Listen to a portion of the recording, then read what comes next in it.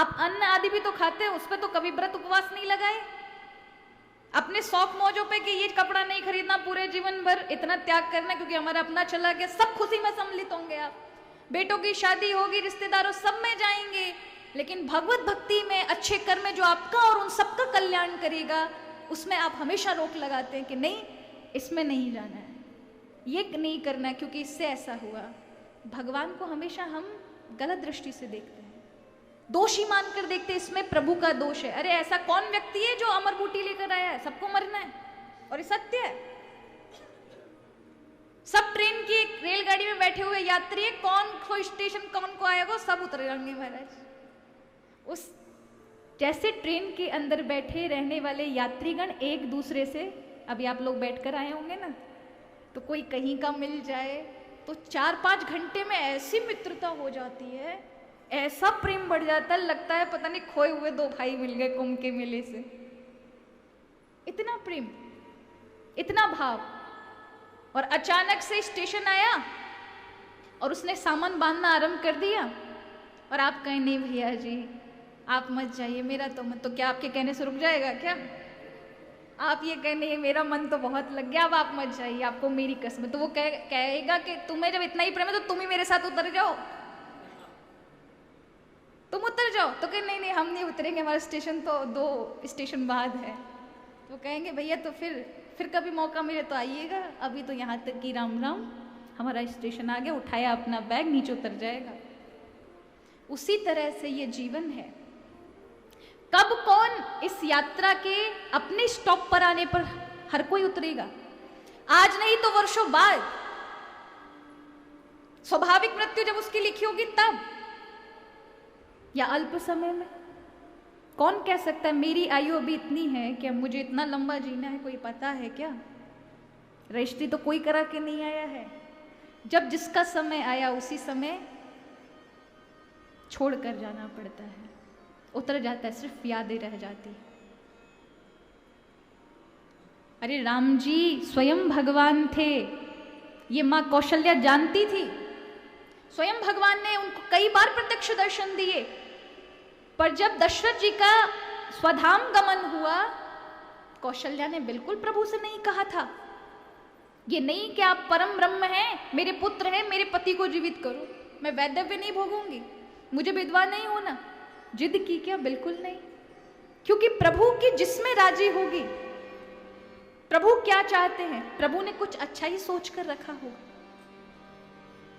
तो जो आपके मार्ग को सही दिशा में ले जाने वाला है, जो आपके जीवन में आपको अच्छे कर्म करने की बुद्धि में प्रवृत्त करता है। कर्म अच्छे कहां से होंगे? जो आपने प्रारब्ध में गलत कर्म किया होगा वही वर्तमान में आज भोगने को मिल रहा है। लेकिन वर्तमान में अगर अच्छे कर्म कर लोगे तो वर्तमान को भी, भविष्य को भी सुधार लोगे, आने वाला कल अच्छा होगा। लेकिन वर्तमान अच्छा बनेगा कैसे और भविष्य अच्छा बनेगा कैसे? जब विचार अच्छे होंगे, विचार अच्छे होंगे तो कर्म अच्छे बन जाएंगे। बुद्धि शुद्ध होगी तभी तो अच्छे काम बनेंगे, तभी तो अच्छा भाग्य, अच्छा प्रारब्ध होगा। तो भगवत भक्ति क्या करती है? भगवत भक्ति आपको सात्विक बनाकर रखती है, आपके अंतःकरण को शुद्ध करती है, आपसे पाप वृत्ति नहीं होने देती। आपसे कभी कदमचित गलत भी हो जाए तो आपको 10 बार दर्शन कराती है कि आपसे ये चीज तो गलत हो गई है। कभी आपसे अपराध हो जाए और अचानक आपके मन में ये भाव आने लगे कि ये तो कुछ गलत हो गया, ऐसा नहीं होना चाहिए था, मैंने यहां अपने दोषों का दर्शन होने लगे। समझे? प्रभु से जुड़े हुए हो, अपने मूल रूप से जुड़े हुए हो, और अपने दोषों का दर्शन नहीं हो रहा है आपको, उसमें अच्छाई लग रही है, इसका अर्थ है पाप कर्म में आप लीन हैं। दर्शन अपने दोषों का उसको होगा कि कभी किसी को कठोर बोल दिया तो आपको पश्चाताप हो रहा है अंदर कि उससे क्षमा याचना मांग लेनी चाहिए, ये तो मेरे से अपराध हो गया। भक्त को ये शोभा नहीं देता। तो ऐसा भाव भक्त का होता है और भक्ति से, प्रभु से जुड़ा होगा। इसलिए लोग अच्छे कर्म को छोड़ देते हैं। अरे आप सच्चा प्रेम करते हो अपने से, अपने उससे जो चला गया आपको छोड़कर, उसके निमित्त अच्छे कर्म करने चाहिए, भगवत नाम लेना चाहिए, उसका पुण्य अपने में से उसको देना चाहिए, उसका भी कल्याण हो। उसने मेरा इतने समय तक साथ दिया, जब तक मेरा शरीर है तब तक तो हम करेंगे। ना कि हम बंद कर दें भगवत सेवा, ना तो अपना ही कल्याण कर पाएंगे ना अन्य किसी का। इसलिए हमेशा चाहे कुछ हो जाए प्रभु का नाम नहीं छूटना चाहिए, प्रभु का ध्यान नहीं छूटना चाहिए। अगर यही छूट गया तो जीवन में कुछ नहीं है महाराज। इंसान चाहे कहीं हाथ पैर पटक ले, पूरे जीवन भर पटक ले, पर शांति तब तक नहीं मिलेगी जब तक भगवान के चरणों में वो पहुंच नहीं जाएगा। ये बात चाहे अब मान लो, चाहे बुढ़ापे के समय जब मृत्यु निकट खड़ी होगी तब माननी पड़ेगी कि संसार में प्रत्येक सारी चीजों के पीछे जो हम भाग रहे हैं, इन किसी में सुख नहीं है।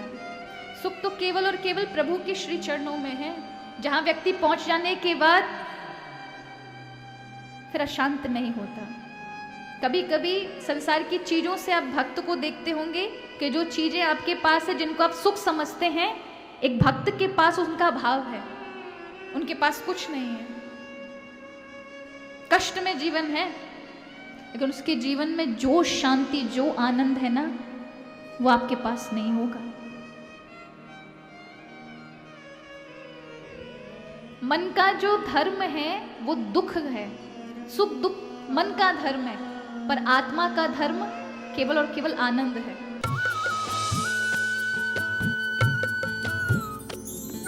सर्वधर्म संगम, धर्म के सच्चे प्रहरी।